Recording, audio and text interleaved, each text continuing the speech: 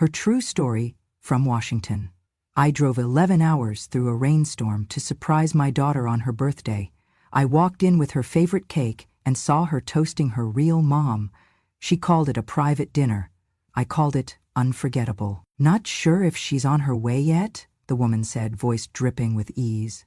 The biggest gift she could give you is that massive life insurance payout.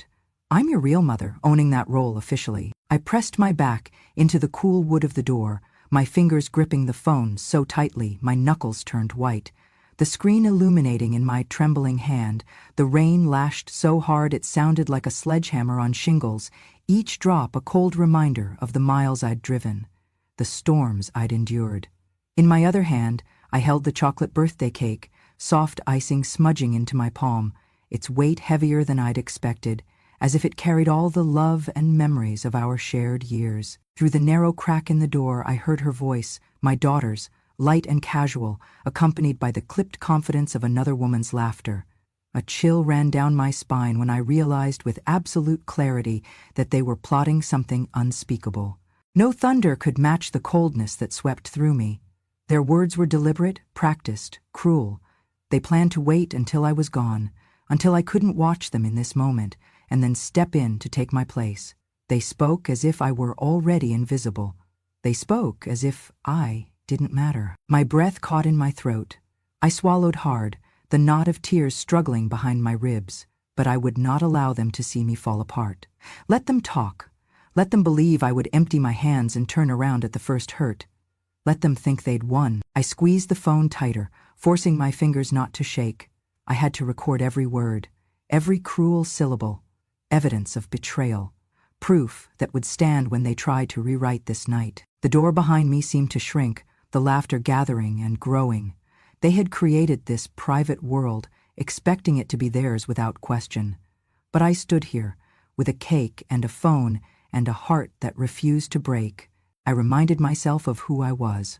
I had driven 11 hours through relentless rain, past highways turned rivers, past roadside diners and empty gas pumps, just to see her smile. I had made that cake, carefully, with her favorite flavor and decorations she'd loved since she was 5.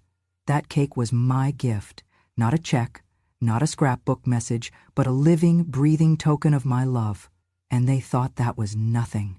I leaned in closer, pressing my ear to the door. The rain rattled and the laughter mixed with the click of champagne glasses. They were toasting the woman they called real mom. My daughter's laughter sounded hollow. Every chord of that emptiness stirred my resolve into flame. They were underestimating me. They had believed that distance, or even death, would be enough to push me out. Instead, I was here, alive, present, holding a cake and a camera and a piece of my heart. They could toast champagne in their private world, but I held the truth in my hand. I backed away from the door and stepped into the corridor on the polished wood floor, still dampened by rain tracked in through the entrance. My heart pounded with every step. The air reeked faintly of spilled champagne and bright candle wax. I told myself, I am not asking permission. I am claiming a right. I stopped just outside the room. I took a deep breath, tasting rain and hope and determination all at once. The cake was heavy, but I kept my grip steady. My fingers tapped recorded confirmation onto the cake box, all the while angled toward their conversation. I held the phone at chest height, ready to pull it up and show it to a waiter, a manager, to anyone who would witness this injustice. Tears had not yet come. The lock of my jaw meant there was still steel in me. I knew that they expected my silence. They expected me to look silly, to catch a few photos and slip away. But I would not slip away. Tonight, I would do something unforgettable. I inhaled deeply, muscles coiling in my shoulders. My mind whispered, "You are a mother. You are a truth-teller. You are not invisible." And then, with cautious resolve, I took one final step forward. I would walk in. Cake in hand, phone ready. Let them see that a mother's love could never be canceled by cruelty. Let them hear the apology in my voice, but also the authority in my presence. I flicked the phone's recording light on one more time and stepped through the doorway. They would never forget this night, and neither would I. I settled into the driver's seat in Seattle as dusk bled into night, my fingers tightening around the steering wheel. The GPS blinked, 11 hours to Portland. I had timed this so precisely I could arrive just in time for her birthday dinner. My heart pounded with equal parts worry and resolve as the windshield wipers swiped away torrents of rain. From the moment I left home, the skies opened. Sheets of rain blurred the road, water pooling against the tires. Headlights became streaks, and taillights glowed like embers in the gloom. Every mile felt endless, but I kept going. Stoplights and fast food restaurants passed in a hazy rush. I wanted to reach her, bring her this chocolate cake made just the way she used to love it, the one with piped roses and happy birthday in her favorite shade of lavender icing. But doubt gnawed at me. This drive wasn't just miles, it was a test of my worth. I told myself, I am not decorative, not an afterthought, not someone to be left behind. I am her mother. At mile marker 123, I remembered her 4th birthday. I baked a white cake with pink frosting, the kitchen filled with laughter as she smeared frosting onto her nose. That night she fell asleep next to me, small thumb in mouth, whispering, "Mom?" I whispered back, "Happy birthday, sweetheart." At mile marker 246, another memory. Her 10th birthday party in the backyard. Balloons tied to the fence, her friends' roaring laughter on water balloons, and her shy smile when I presented her the cake with sparklers on top. She hugged me and said, "Thanks, Mom." History was repeating itself, both in miles and memories, but something had changed. Somewhere between those parties and this night, she decided I no longer belonged in those joyful moments. Flash to 2 years ago, I tried surprising her with Kentucky Fried Chicken and a recording of her childhood lullabies. She said she was tired, canceled at the last minute. Then I interpreted her tone like a closing door. Flash ahead to last year. I delivered the cake I'd baked because she'd told me she was tired of frozen desserts. She took one box, put it in the freezer, and told me she'd get to it later. That later never came. Water pooled near the brake pedal. My headlights cut through water spray as semis rolled past. Each raindrop that hit the windshield sounded like disappointment. Mine, hers, both of us. 5 hours in, I pulled into a rest stop. The rain was relentless. I closed my eyes and swallowed, then opened them. I wasn't doing this for approval. I was doing this for truth, love, and dignity. I sent her a text. "I'm almost there. Cake is ready. See you soon. Love you." No reply. Typical. But this time, I wouldn't leave until she saw me. I needed her to see me. Another hour pushed on, the storm's fury magnified. Lightning lit up the road in stark flashes. Once a bolt struck too close, illuminating semis frozen before me. My grip tightened, but I pressed on. All I felt was that I had to reach her, or I might turn around. The drive was both crucible and renewal. Near the border, the rain transitioned to sleet. Ice glazed the windshield. I slowed down. Visibility dropped. One of my tires skated across a slick patch. My heart thudded. I steadied the wheel. Every mile felt like a trial. I had to survive to claim my place. Finally, the lights of Portland appeared, glowing soft through ice-streaked glass. My GPS said, "Destination ahead." I pressed through one final overpass, rain thinning as I turned into the hotel driveway. Cars passed too close, fenders glinting. I took a cleansing breath. I stepped out into sleet, coat pulled tight. Ice clung to my hair. I carried the cake box, phone tucked inside my coat. I squinted at the hotel entrance lights, shimmering through rain. My footsteps echoed against the marble floor as I crossed the lobby. Head turned, I saw the restaurant's door. Inside, candles shone on tables.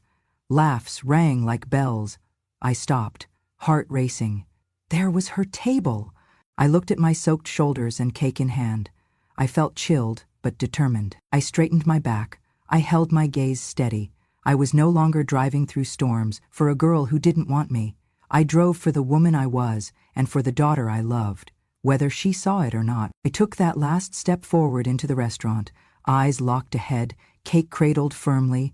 They would see me enter, and I would kill them with love and truth. I stepped through the glass doors of the restaurant, and a rush of warmth met me, a world away from the freezing rain outside. Water dripped from my coat, pooling at my feet, but I didn't notice. All I could see was that small table tucked into the corner, the only spot not fully lit, where my daughter sat with another woman by her side. Every heartbeat sounded in my ears as I walked the length of the polished floor toward them. Beyond the entrance, the restaurant's grand chandelier scattered pale light across white tablecloths and crystal glassware. Servers moved gracefully, gliding among tables framed by flickering candles. The air was filled with muted laughter and soft music, incongruent with the storm still raging beyond these walls. But that gentle ambience hid something far colder. As I neared, I saw them lifting glasses of champagne. Its pale bubbles caught the candlelight as they gently hovered around the rim. I recognized the way my daughter's lips curled in a practiced smile, so practiced she'd done it for strangers 100 times. And then there was her companion, medium hit, slim, with stark dark hair and an air of self-importance I didn't like. I recognized that face immediately. She was young, a second mother my daughter had chosen over me. They laughed, a brief glint of malice in the woman's eyes when I appeared in the doorway. My daughter's laugh froze. She blinked.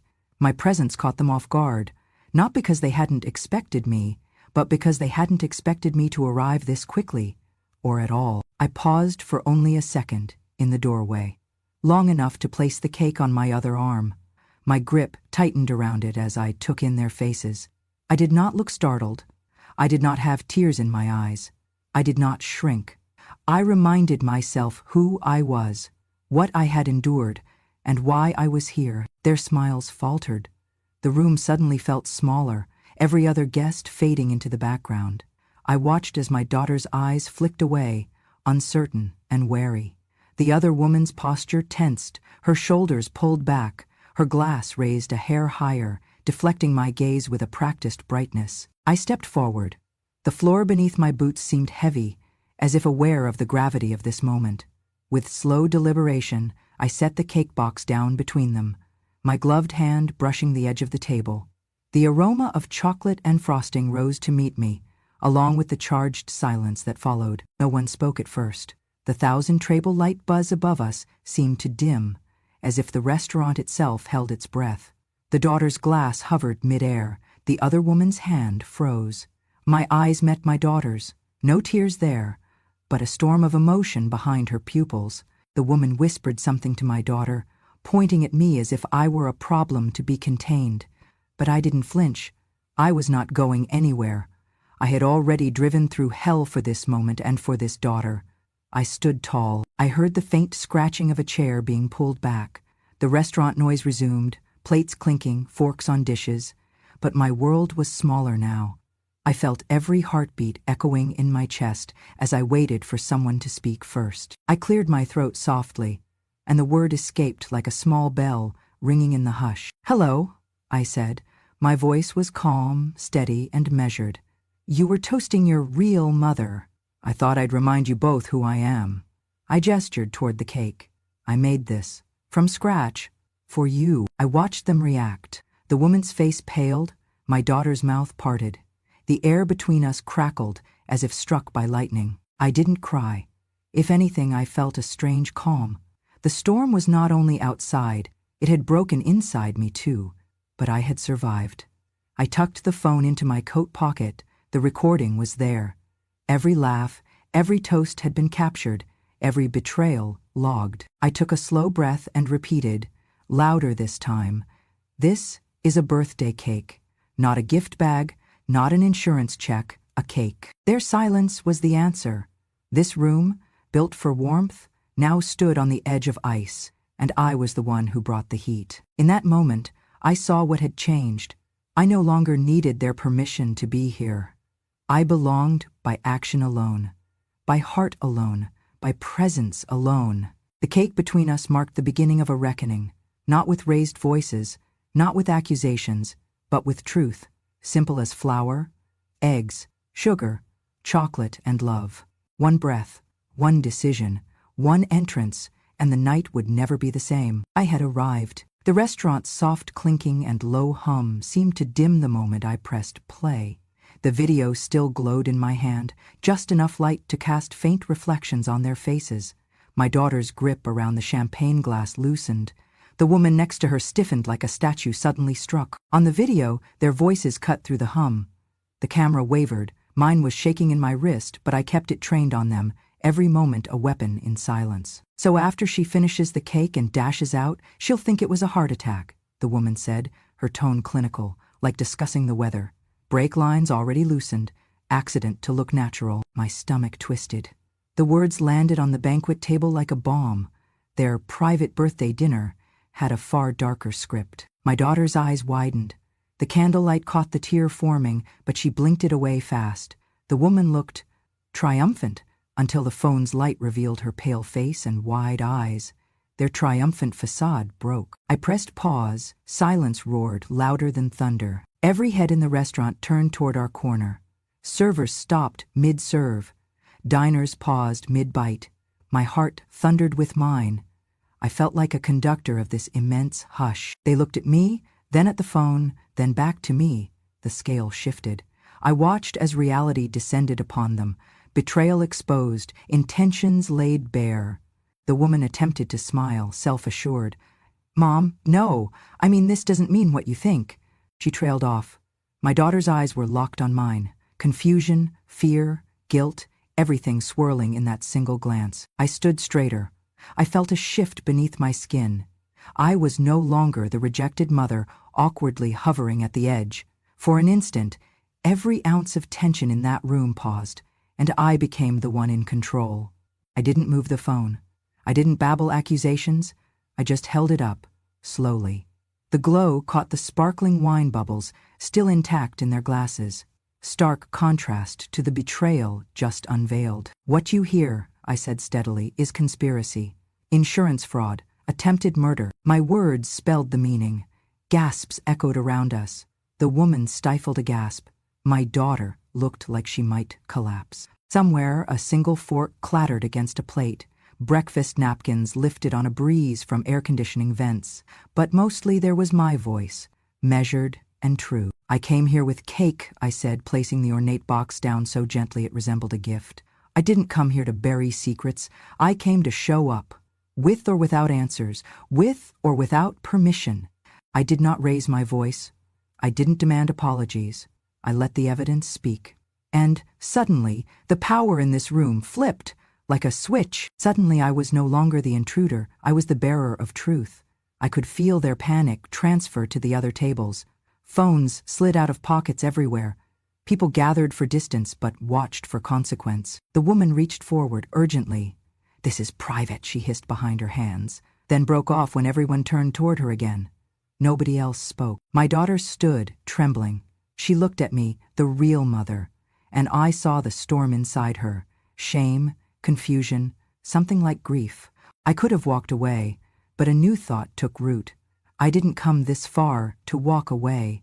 She should see me here, not vanished, not silenced. I stood toe-to-toe with her daughter across the table. Her eyes welled, but she didn't blink. I pointed to the cake. A birthday cake is the simplest, most honest gift. No tricks, no motives. I hope the flavor reminds you of my love. I paused again, calmly. The restaurant had turned into something else now, a courtroom, a gallery, a reckoning zone. Somewhere, a waiter tiptoed near us, uncertain what to do.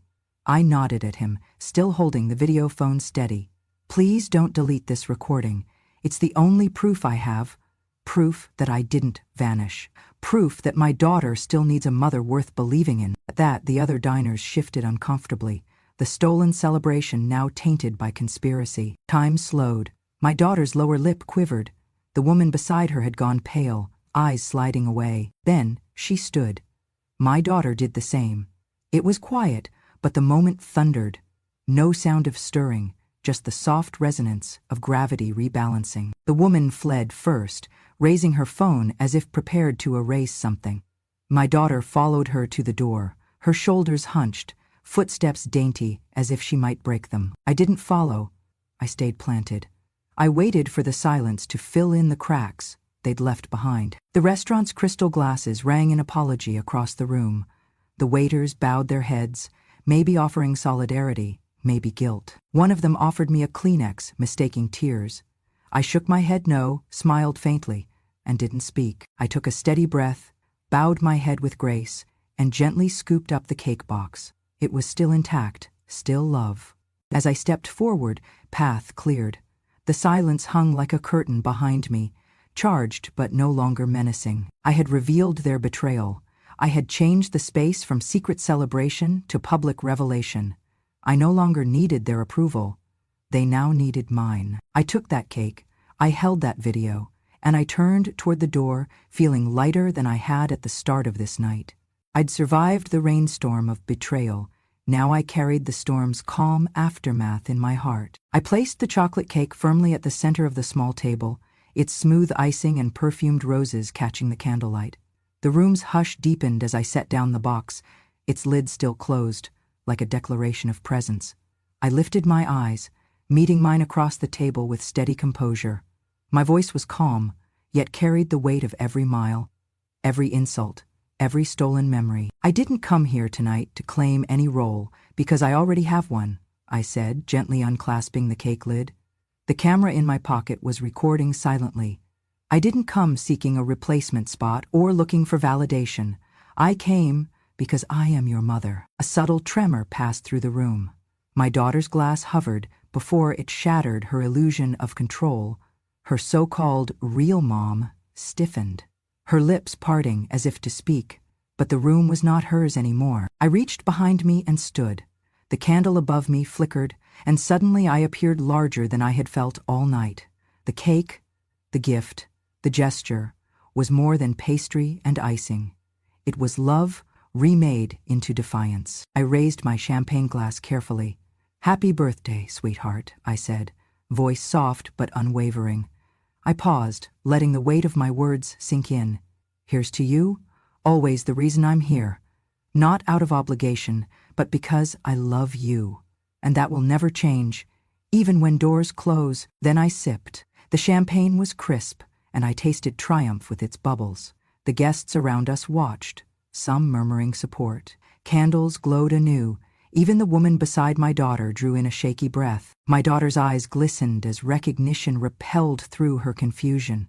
She looked at me, not the woman who'd been standing in her childhood photos, but the mother who'd driven through storms and betrayal to stand in front of her tonight. The other woman cleared her throat.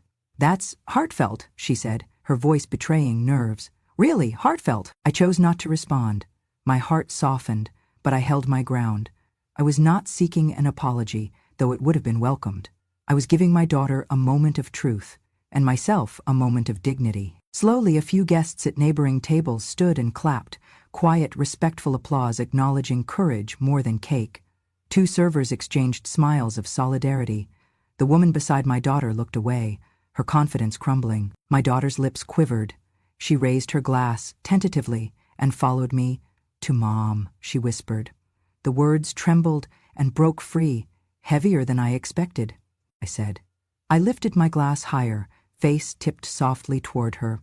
"To a brave woman who knows the simplest gestures speak louder than any conspiracy," I said.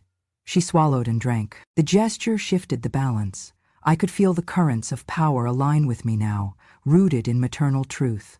The gradations of emotion were visible. Relief spilled over into her tear-soaked eyes. Shame flickered across the other woman's expression, and guests offered nods of approval. I took a deliberate bite of cake. It was rich, sweet, and real. The taste of every triumphant mile I'd traveled. A small piece, but it embodied everything. Every memory, her childhood birthdays, the late-night lullabies, the countless kisses tucked at bedtime, streamed back into me. She reached forward and took my hand, damp from rain and nerves. The connection was electric. She didn't speak, she didn't have to. We shared the moment, two souls, mother and daughter, reclaiming something lost. Somewhere around us, soft murmurs turned into conversation. Someone whispered, "What a brave lady." Another shook her head in disbelief that such betrayal had been captured and such love reclaimed. My daughter looked at me fully, with true understanding. "I'm sorry," she whispered, "for everything." I nodded, swallowing thickness out of my throat. "I just want you. That's all." I smiled. "And a slice of cake." She laughed, tears in her eyes, and reached for the cake with me. I let her serve herself a piece, then lifted her glass once more. "To forgiveness and to being seen," I said. She met my gaze and we toasted in unison. The music in the restaurant softened, and someone from a nearby table began applause again, this time louder, joyful, affirming. Everything that came next felt lighter. Hugs, murmured apologies, tearful confession. When I finally turned, eyes met across the room, a community of strangers who had witnessed a mother reclaim her place. And in that moment, I wasn't invisible or erased. I was the lead in my own story, marked by courage, resilience, and unshakable love. The cake was still there, humbled now, elevated by what it represented. A mother's truth, publicly honored at last. I gently placed the remaining cake box on the small side table and stepped closer to the birthday table. My coat still dripped with rain, but I barely noticed the wetness against marbled floors. I squared my shoulders, heart steady. Tonight wasn't about trophies or vindication. It was about a simple truth. I was your mother, and I would not leave silently. I paused at the edge of the table and regarded both of them. My daughter, trembling at the memory of shared meals and hugs through the years, and the woman who'd claimed whichever role I'd been erased from.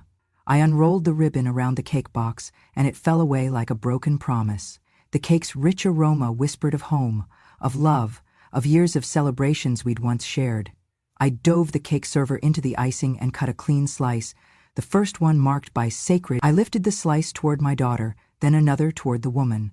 For a moment their bodies tensed, surprise flickering in their eyes, but I did not hesitate. "This birthday dinner is ours," I said, my voice soft yet crystalline, each word carefully measured. "Your special day, shared with your mothers. I'm here because I love you, with all my heart, always." The cake rested on plates now, its warmth a gentle reminder that I belonged at this table. My daughter's fork shook as she took the piece. She didn't speak immediately. She just looked at the fork in her hand, then up at me, tears glistening. The other woman's hand hovered above her own plate, fragile as paper. For the first time in a long time, I saw her falter, unsure of how to respond. I took a deep breath and sat down at the chair between them, crossing my legs beneath the table. I kept from raising my voice, but carried the full weight of the moment in my posture, straight-backed, present, unflinching. Without a word, my daughter looked down at her cake slice, then at me. Tears formed again, smaller this time. She bit the cake, paused, and swallowed. The taste seemed to wash away years of pretense. I softened, offering her a small, reassuring smile. Not triumph, just love. The other woman shifted, her fingers grazing her plate, caught between admitting her place and acknowledging mine. The guests at surrounding tables watched quietly, their gazes gentle in solidarity. I felt a profound shift in the room's gravity. All pretense had dissolved, only transparency remained. I placed my hand softly on my daughter's. "I know things are different now, but as your mother, I want nothing more than to celebrate today with you, in honesty and respect." Her lips quivered, and she nodded, voice small. "Mom." The other woman rose, her glass raised awkwardly. "Happy birthday," she whispered to my daughter. Her voice shook, apology simmering beneath. No words of confrontation followed, only the quiet clinking of forks and the soft hum of the restaurant's restored warmth. We ate together, slowly, rebuilding a connection, one bite at a time.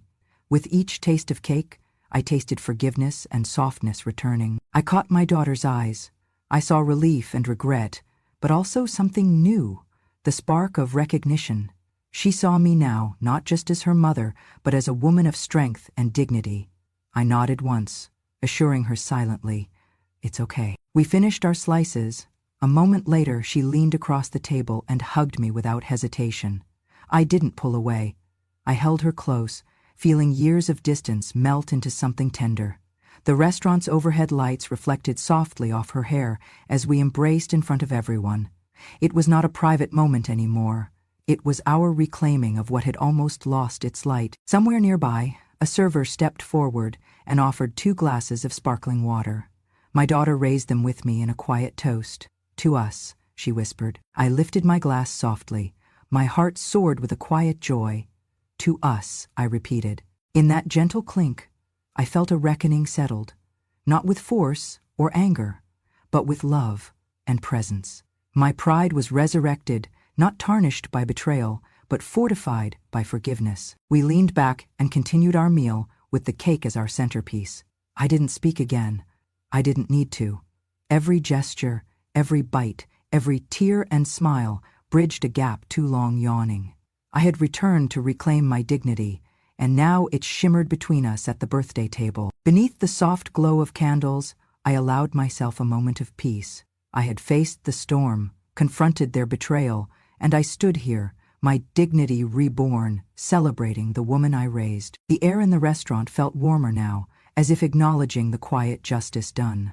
I sat between my daughter and the woman who existed as usurper that night, and I did not shrink.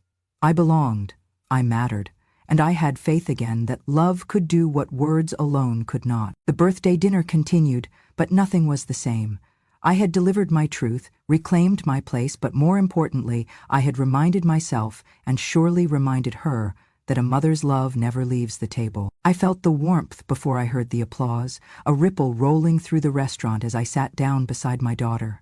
A few plates clattered as hands stopped mid-reach. Then soft, respectful claps began.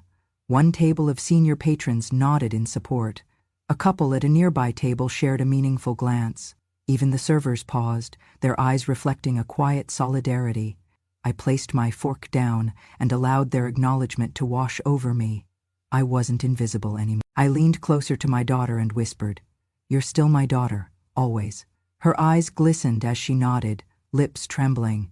I squeezed her hand, and she gave a small, grateful smile.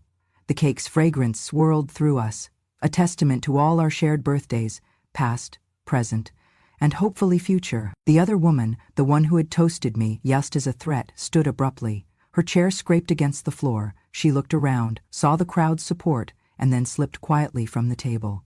She didn't make eye contact with me or my daughter as she left. Her presence evaporated like smoke. The birthday dinner had shed its final hostage. The restaurant's spotlight shifted back to us. The servers circled the table bearing a small candlelit cake topper that read, "Happy Birthday." My daughter inhaled sharply and nodded. We leaned in together, hands steady and intertwined. Time slowed as she closed her eyes and made a wish. I watched her, tears wet at the corners of my eyes. When we blew across the candlelight, the soft glow flickered, a symbol of a fragile but hopeful mending. I carved a small piece of cake for each of us, my daughter, and for me, a slice of resilience. As I placed our plates before us, another gentle round of applause drifted through the room. I met my daughter's gaze and whispered once more, "I'm here now."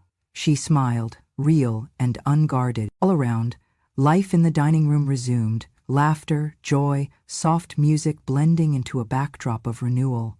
But in our corner, an irrevocable shift had occurred. Words had been spoken, truth had been revealed, and sitting side by side, cake shared between us, I realized we had crossed a boundary we'd never cross back. In that quiet moment, surrounded by gentle clapping and understanding eyes, I understood. Tonight, we had reclaimed more than a birthday. We had reclaimed trust, presence, and the quiet dignity of a mother's unrelenting love. I stepped out onto the small wooden deck behind the restaurant, the summer evening breeze salty against my skin. The sky bled vibrant shades of crimson and gold as the sun dipped low, painting the horizon in a farewell I've seen only here, where water meets sky. The gentle rhythm of waves against the rocky shoreline sounded like a slow heartbeat, echoing mine. My daughter followed, wrapping her arms around me from behind. I turned to see her head resting lightly on my shoulder, and I squeezed her hand. She didn't speak, words weren't needed. The hum of the restaurant carried through the sliding doors behind us, but out here, the evening held only peace. I had entered tonight under the weight of betrayal, drenched, holding cake in one hand and truth in the other. I had been poised under the storm's assault, my heart heavy with their dismissal, my grip doubled down on faith. I had endured laughter at my expense, felt the sting of being replaced, and stood witness to their plotting under the thin veil of celebration. But I drove through wind and rain to reclaim what a few words couldn't erase. I stood under noise and candlelight to affirm that I am still here, not as a prop or a memory, but as a living, breathing mother. I walked through that door to honor every birthday we had shared, and every silent promise I made in the nights I stayed up worrying over her, holding her through growing pains and heartbreaks. On that deck, as dusk settled into twilight, we watched the horizon together, and it felt like the afterglow of something sacred. She tucked a stray hair behind my ear, softly, as though steadying the years we'd lost. I closed my eyes and took a steadying breath, tasting renewal in the salt air. She did the same. The day had been more than a bouilloire, an unexpected show of defiance, but also of grace. I had placed cake on that table, not out of ego, but out of love, an offering that sliced through pretense and revealed the heart beneath. I had whispered that simple truth, "I am your mother," and let the cake speak the rest. She found me after, waves in her voice. "Thank you." I nodded. "Always," I said, and she squeezed my hand again. We faced the ocean, the day's battles washed behind us, the promise of a new morning before us. We had reclaimed the room, we had reclaimed each other, we had shown anyone watching that no power, no betrayal, no lie can dim the bond between mother and child, when it is rooted in honesty, sacrifice, and enduring love. The sun slipped beneath the waves, and stars began to pierce the sky. My daughter and I stood shoulder to shoulder, watching the first ones appear, bright as small beacons against indifferent darkness. I took her hand and said softly, "No matter what storms come, we walk toward the light together." She nodded, eyes reflecting that distant shimmer. And in that moment, I realized, though the night had tested us, it had also broken the silence and reclaimed our place together at the table of honor. I had entered seeking permission. I left knowing that no permission was necessary. I turned to her and whispered my parting lesson. Even when we are cast aside, we still have the power to step into our own light. She smiled, and I knew we both understood. The horizon didn't just mark sunset, it marked renewal. And I realized I had walked into the light of my own worth, with my daughter by my side, and finally, that was enough. If this story resonated with something buried deep inside you, if you've ever felt invisible in the very rooms you helped build, or been pushed aside by those you once carried, then remember this: dignity does not fade with age, and love, real love, stands its ground even in the face of betrayal. I didn't raise my voice. I raised the truth, and I stood still long enough for it to echo. If you believe in the strength of women who do not shout but remember, if you believe every mother deserves to be seen and not just served, then you're already part of this porch we're building together. Subscribe to Grandma True Stories, because some stories are not fiction. They're confessions from the quietest woman in the room. And she's finally ready to speak.